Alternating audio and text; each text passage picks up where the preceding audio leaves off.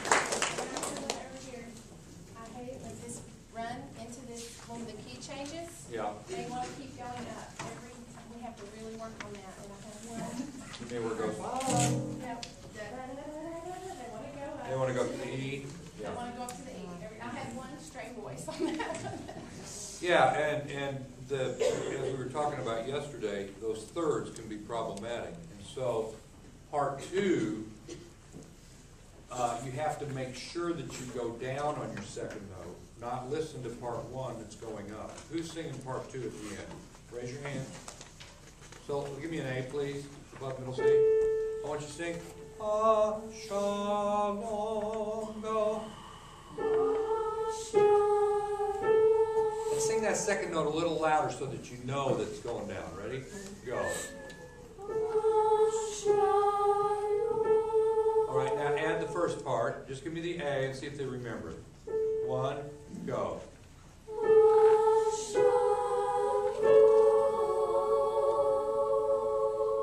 Okay, so what happened was a couple of you drifted up to the B, and then you tried to make it down to the A, and instead you went up to C sharp with them, and we had like one person on the A.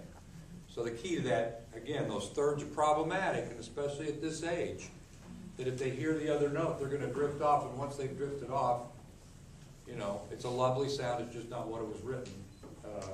And the audience doesn't know, because it was lovely. But we kind of know, right?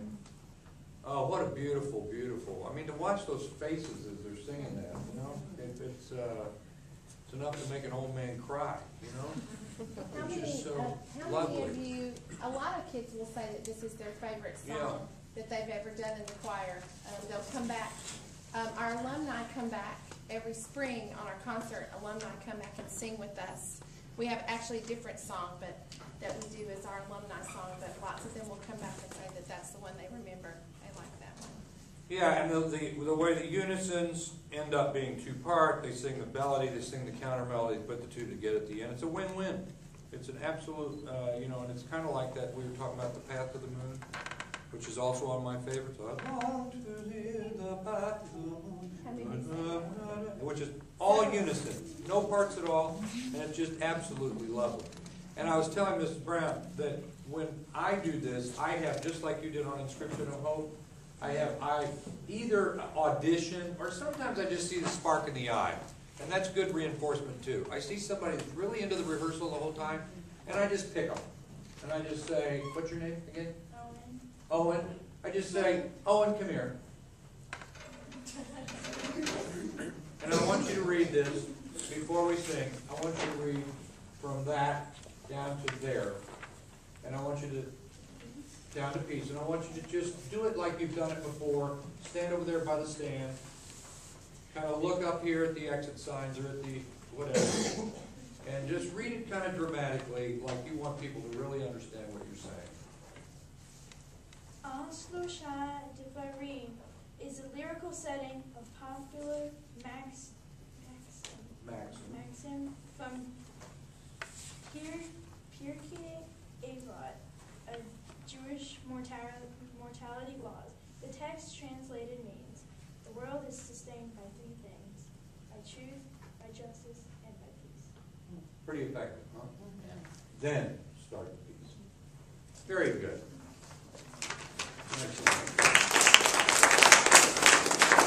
Okay. Any comments? Yes, ma'am.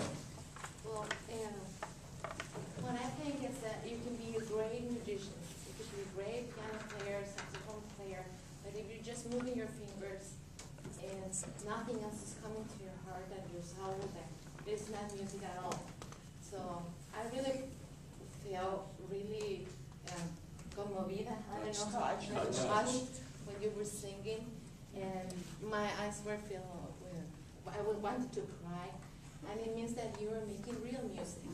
So when you transmit your feelings, even if you're not singing in your own language, because maybe we don't understand the words, we didn't understand the words, but you were transmitting your feelings and something that the music was trying to say. So you did a great job, and then you are great musicians. So thank you so much. Very nice.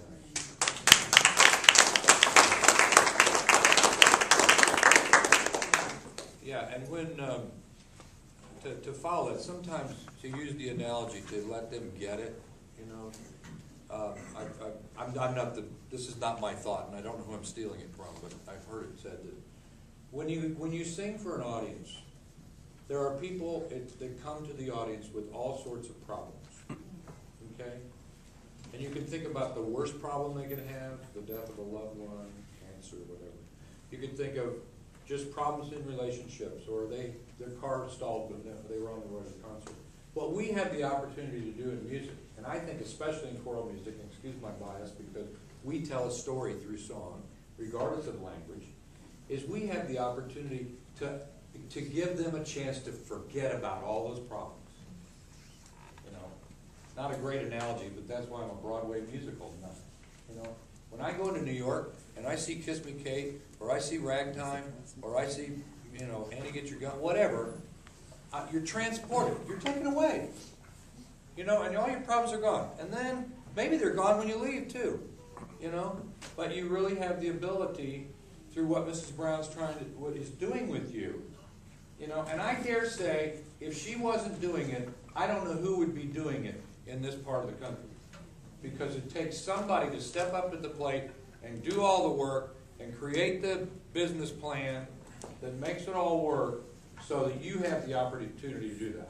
It doesn't happen everywhere. You know, I would say in the state of North Carolina, maybe 3 places are doing what you're doing? There are probably about, I'd say, 6 choirs 6? across the state. Okay, but think that are about all the active. kids that don't have this opportunity.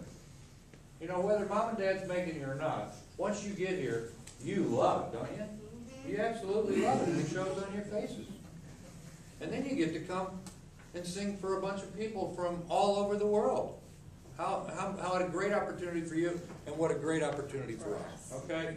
I applaud you for everything you've done, and especially for being here for an hour and 40 minutes at your age.